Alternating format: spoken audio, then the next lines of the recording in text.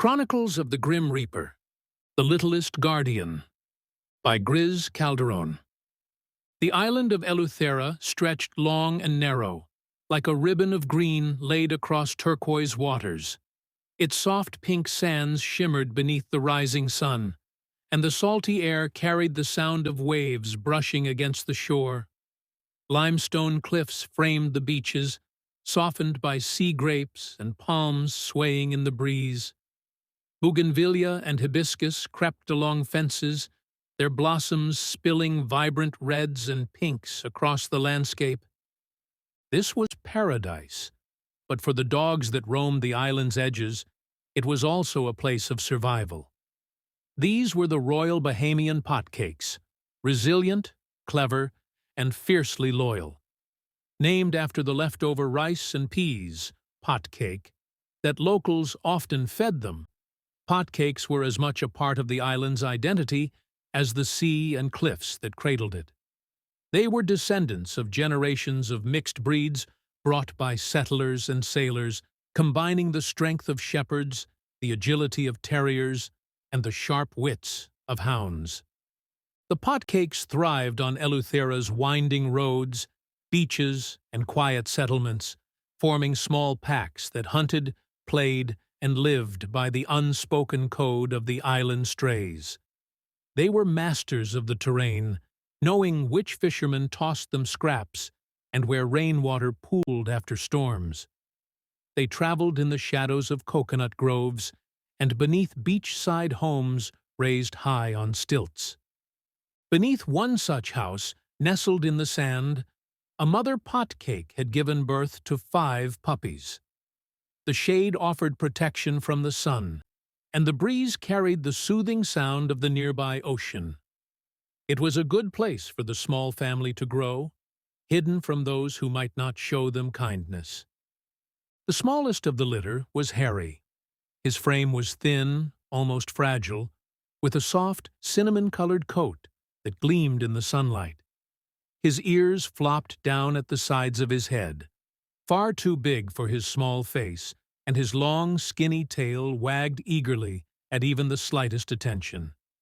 His eyes, rich and brown like warm earth, held a quiet sweetness. Despite his size, Harry's heart was full of curiosity and joy. He was playful but gentle, often sitting beside his mother while his siblings roughhoused. But being the smallest came with challenges. His brothers and sisters were stronger and faster. At feeding time, Harry was often pushed aside, his tiny body no match for the jostling pile of fur. He scrambled for a spot, but more often than not, he was left waiting for whatever milk remained. Still, Harry was determined. Even when his belly growled with hunger, he followed his siblings, tail wagging as they tumbled in the sand. But the games were rough, and Harry was always just a little too slow. As the sun slipped toward the horizon, their mother left, as she always did, disappearing into the brush to search for food. The pups stayed behind, huddled beneath the house, waiting for her return. This was their routine. She would leave at dusk and return by nightfall, carrying scraps or whatever she could find.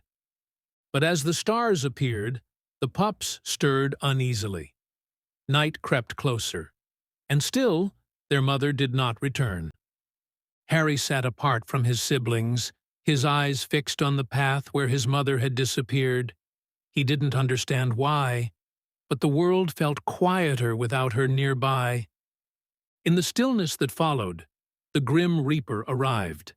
His cloak shimmered faintly like smoke under the fading light, his form shifting like mist, solid, yet never fully part of the world around him. He moved with a quiet grace, his presence felt more than seen. The mother potcake lay in the tall grass near the road, her sides rising and falling slowly. A passing vehicle had struck her, leaving her beneath the broad sky. The Reaper knelt beside her, resting his hand gently on her side. "It's time," the Reaper said softly. His voice held neither sadness nor coldness, but something gentle, something that soothed the ache in her tired body. The mother lifted her head weakly, her eyes drifting toward the distant house. My babies, they're so small. Especially Harry. He's not as strong. The Reaper's gaze followed hers. You've given them a strong start, he said. They will be cared for. Each will find their place. And Harry, there is a greater path ahead for him. He will bring warmth to hearts that need it most. Her eyes softened, but she hesitated. Can I see them one last time? She whispered. The Reaper nodded. Yes. Come. With a wave of his hand, the world shifted. They stood beneath the house, the pups curled beneath the stilts. Harry's eyes glowed softly in the dim light as he peered toward the beach. The next morning, their cries drew the attention of a little girl walking along the beach. She crouched low and peered beneath the house, her wide eyes meeting Harry's. Oh, Mama, there are puppies under here, she called softly. Her parents helped coax the puppies out. Over the next few days, the family fed and cared for them. As word spread, families visiting the island began adopting the pups. A lively pup with a bold streak was taken by a family from Florida.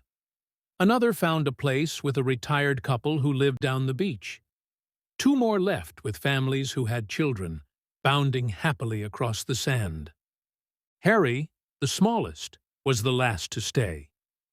Far away, the Reaper stood with the mother Potcake by his side as she watched her pups leave one by one. They are safe, the Reaper said. And Harry, the one you worried for, he is watched over with care. The mother Potcake stepped closer, watching Harry curl beside the little girl.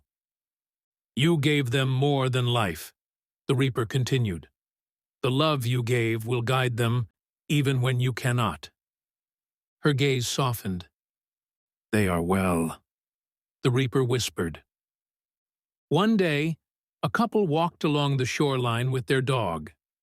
The older dog moved slowly but contentedly, his ears perking as he took in the sounds of the waves. Up ahead, they spotted the little girl gently holding Harry. As the couple approached, the older dog's steps quickened. Harry's eyes lit up. Wriggling free from the girl's arms, he bounded forward, tail wagging wildly. The older dog lowered his head, sniffing the pup. Harry nuzzled his nose against the bigger dog's, and the two trotted side by side, tails wagging in sync. They've really taken to each other, the woman said. The girl smiled. We're trying to find him a home. The couple exchanged a glance. As the dogs continued to play, Harry returned to the older dog's side, pawing gently at him as if he had already chosen his place. The man knelt beside the girl, reaching out to pet Harry. He reminds me of someone, he said, a quiet warmth in his voice. Would you mind if we spent a little more time with him? The girl's eyes brightened, and she nodded eagerly. The dogs ran along the beach as the sun dipped lower, and by the time the sky faded into deep twilight, it was clear Harry had found his home. Far off, the Reaper watched from the edge of the couple's garden.